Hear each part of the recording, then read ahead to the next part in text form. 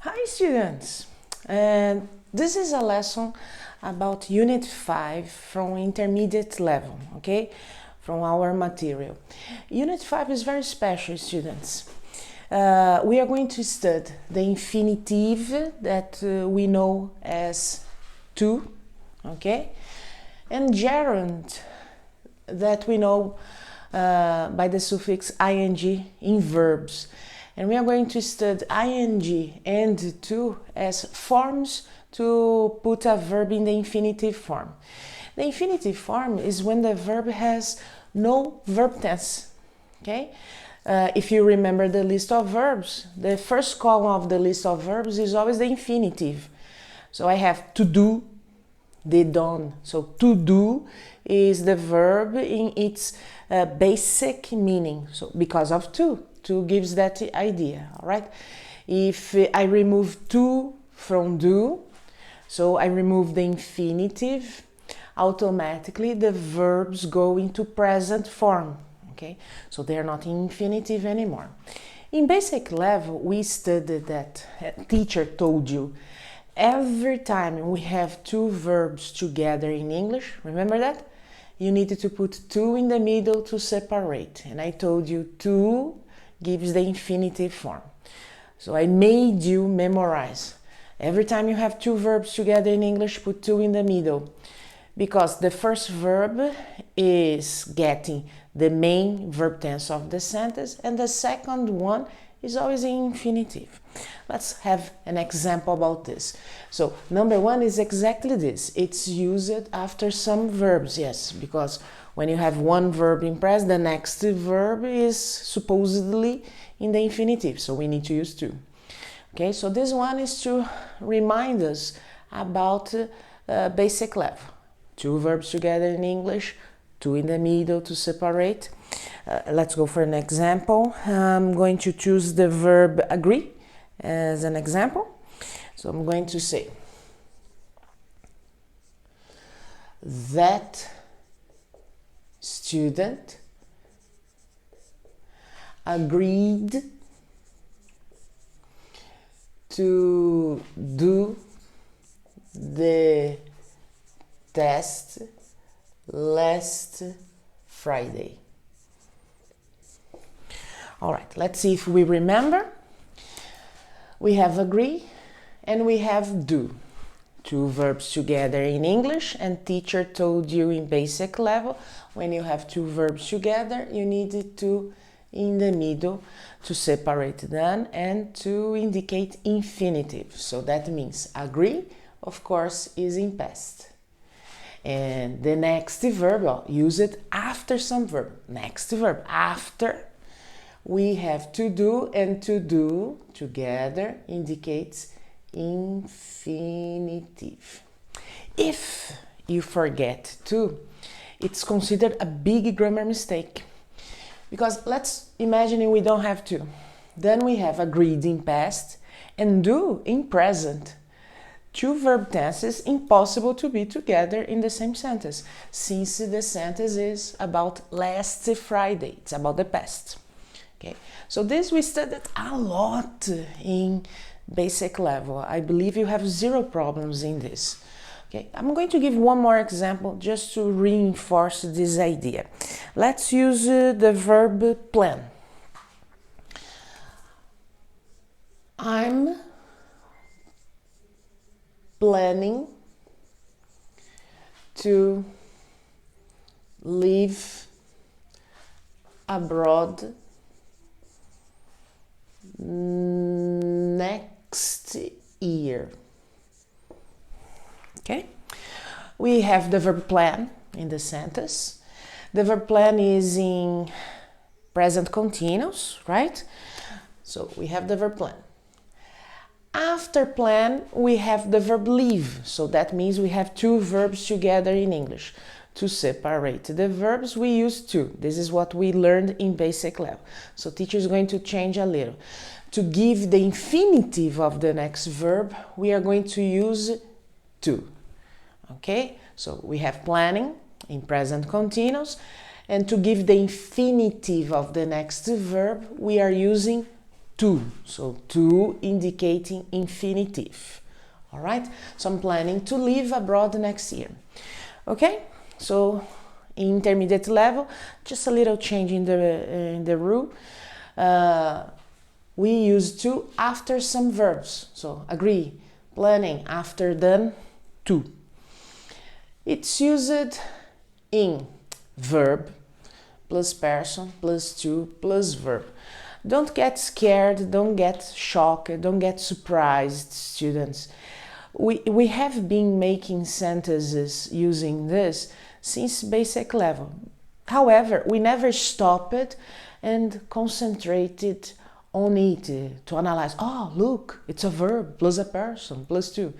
See, I'm going to give you an example. Let's use the verb want as an example. This sentence will sound totally okay for you. And then we are going to stop and say, I knew that. I want Jack to bring his notebook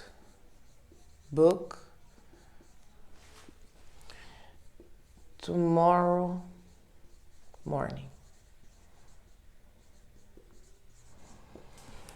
Okay, so we have the verb want. It's okay. The verb want is in present tense, right? So we have want, present tense. And then comes a person. I can substitute Jack by, if you want, of course, I can substitute Jack by the person him.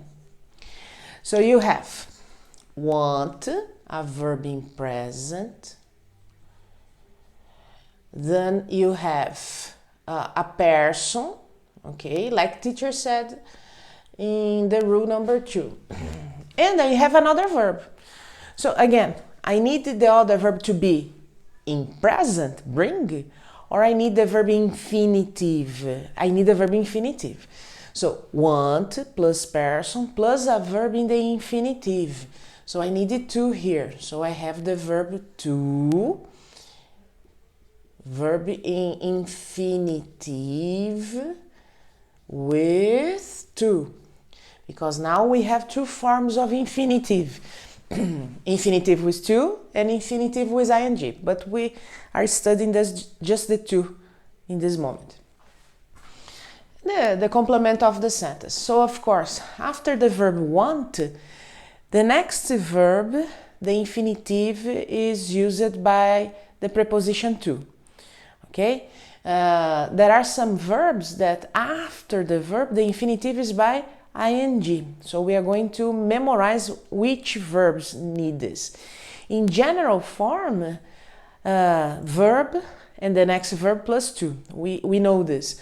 So I believe that 90% of your sentences will be correct without you stop and analyzing the verb. But teacher needs to give you the exceptions. Let's call the exceptions. The ing infinitive is going to be the exceptions. But there's no surprise here. The verb want accepts a person, but anyway, you have two verbs together, right? You have want and bring. And of course, you need to. If you don't put to, the verb bring will assume the present tense. And in this sentence about the future, it makes no sense. Okay, so when you have two verbs in English, remember one is assuming a verb tense and the next needs infinitive. And one of the forms of infinitive is to. You put to next to the verb, okay? Now comes the intermediate level, the surprises. The surprise is make and let, okay? You all know make, you all know the verb let. But make here is not the verb I make a house, I make coffee. It's not the verb produce something. Make here is the verb push you harder, force a person to do something. So usually it's the verb make, comes a person, and then the next verb, and here's the surprise, the next verb is in the infinitive, but no to. You're just going to put the verb. This is an exception, all right? Here we have the rules. This is an exception, so we need to memorize. An exception with verb make and let. And make has the translation of force somebody to do. Little story. A mother wants her child to eat, the green part of food, because children don't like the green part.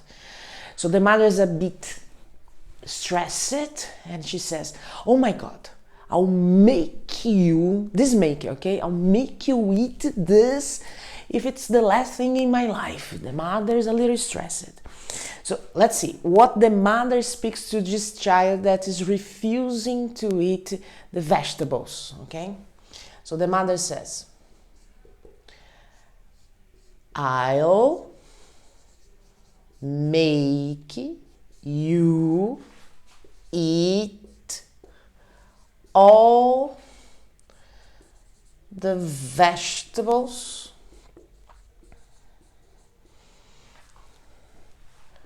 on your dish. I'm going to exclamatory because the mother is a bit nervous.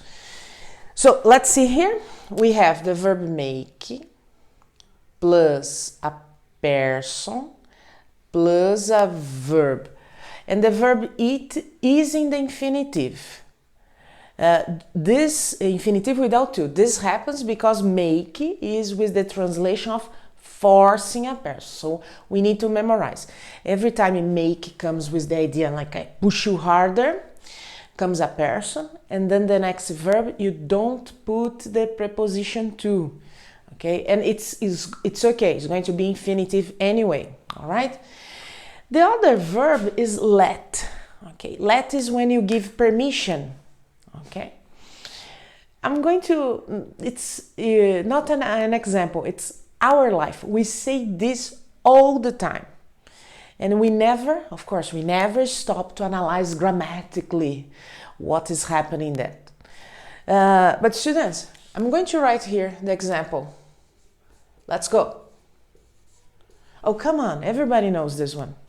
What you really don't know is this rule.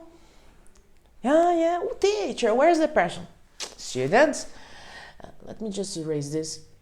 Let's go is the same of let, give permission, allowing, is the person. See? Let plus person. And the next verb, no, to let us go. Let's go. So every time you say let's go, you're going to say let us go. It's so beautiful, isn't it? I prefer to say let us go now. All right. So anyway, you have let plus another verb, infinitive. Every time we use let comes a person, us. And the next verb, infinitive plus no to. No to. It's an exception. We need to memorize. If you want another example, I could say, hey students, let me help you. Huh? Permit. Let me help you. Please. I'm going to write please. It's nice. Let me help you. Please. Oh, that's a nice sentence as well. And then we have let. Person. If you want a name, let Bob go. You can say this. Let Bob go. And you need a verb infinitive plus to. No to. It's exception. Make and let. Or help. Okay? And that's it. So number one, between two verbs two. Number two, you can use a person in the middle, but you continue with to. Make and let are exception. You need to memorize. After some adjectives, we use to. Yeah, but there is no surprise. Let's go for the example and you're gonna see. I'm happy. Happy is adjective, students. Come on. I'm happy to inform you that we've started Unit 5.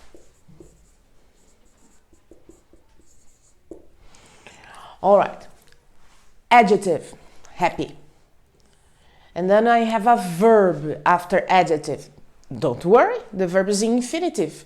Look, infinitive using to, because now there are two forms of infinitive, to and the suffix ing. All right. There is one more class. No, I'm joking. There are more two classes about the infinitive. But anyways, this class is just about to. These are the rules for to. The next two classes are specifically about ing. Okay. So remember, there are two forms of infinitive now. To, 90% of your sentence, relax, and the ing. We are going to memorize some special verbs. Then we have to memorize. But students, it's intermediate level. Of course, you expected something surprising, right?